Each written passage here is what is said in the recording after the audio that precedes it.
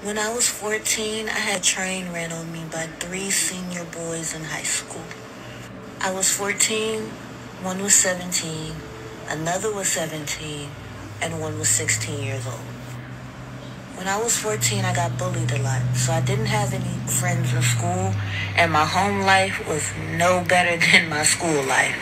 I was the black sheep of my family, and I was severely mistreated in my home, and I was left out, neglected, and bullied in school. I walked to school every day by myself with my headphones in, listening to my music, and I walked home every day by myself. I never bothered anyone. I never talked to anyone. I was a very shy child. These boys were extremely handsome and very popular in school, and they also happened to have to walk every day to school, to and from. And one day, they decided to start speaking to little old me. Now you have to understand my perspective at this time. I was a nobody and nothing, both in school and in my home life. Nobody gave a damn about me, to the point teachers had to bring food to school, groceries for me at one point in time. And all of a sudden, the popular boys were coming up to me and talking to me while we were walking home to school together. Not only were they popular, they were attractive. All the girls wanted them. They were in ROTC, they played sports, they were light skinned, they had the curly hair, the best fits, the flyest Jordans, and they were talking to me with my raggedy clothes, with my hand-me-downs, with my hot waters, with my hair all over my head, with my funky armpits. I felt like I was dreaming. I couldn't believe it. Like, this could finally be my chance. I could finally have some friends. I could finally be part of the popular crowd. I could finally be in, right? They told me that I was cool, that they wanted me to come over and play games with them. So that's what I did. One day I followed them home. I walked right down the street with them to their house, and I went inside to play Call of Duty with them. I remember their home was much different from my home life. Their mom was in the kitchen cooking. Their aunts were in there. They was all chit-chatting. They offered me a plate. Their brothers and cousins were all in the room playing together. I was so amazed. I felt so welcomed. I felt so at home. I thought to myself, I never want this feeling to stop. I don't want to go back home to where I was at and get cussed out, yelled, and abused. This is amazing. I got new friends and maybe even a new family too. We played Call of Duty until the sun went down, and then his mom told me I needed to go home. As I was going home, he told me, come back. I'll sneak you in so that we can play the game some more. When it started to get dark, I obviously had to head back home. But as I was getting ready to leave, he came up to me and said, come back tonight. I'll sneak you in so we can play more of the game.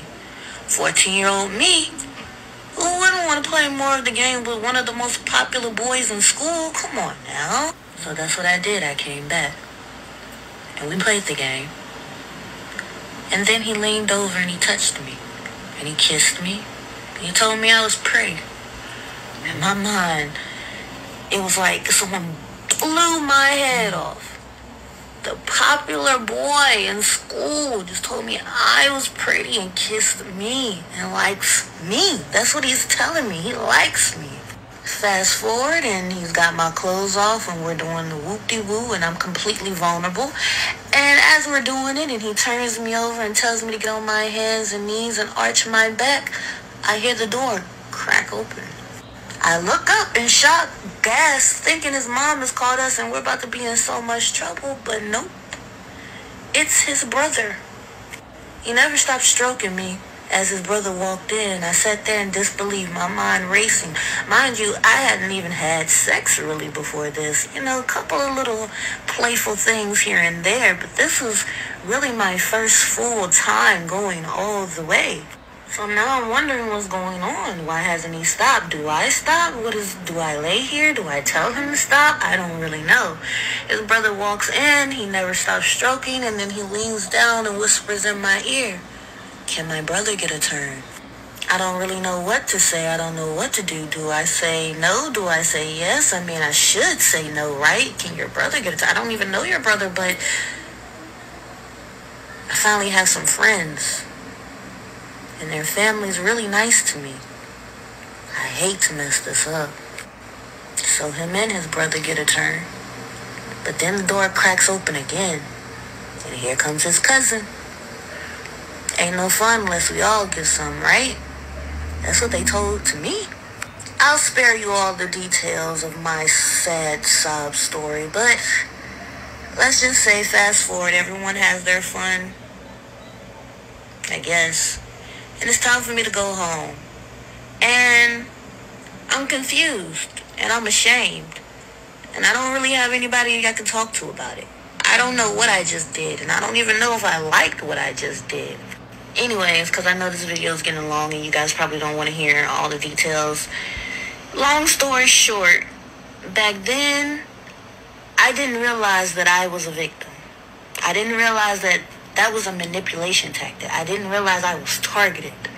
Back then, I was just ashamed. I felt like I had been a whore, a harlot. I felt disgusting. I felt like it was my fault. I felt like I should have moved smarter.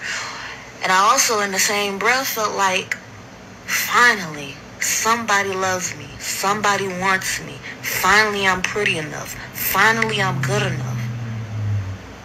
And it was two confusing different feelings. And now that I'm older, I really understand what was going on. And I'm just making this video to spread awareness for the other girls that may have had the same thing happen to them or may have gone through similar things and were... I have absolutely no words. Like, you know, so many kids who go through this exact scenario on a day-to-day basis. It's fucking heartbreaking. And it definitely starts at home. All the mothers and fathers out there, make sure y'all tell y'all kids they're beautiful, smart, handsome. Speak positive affirmations over their life, okay?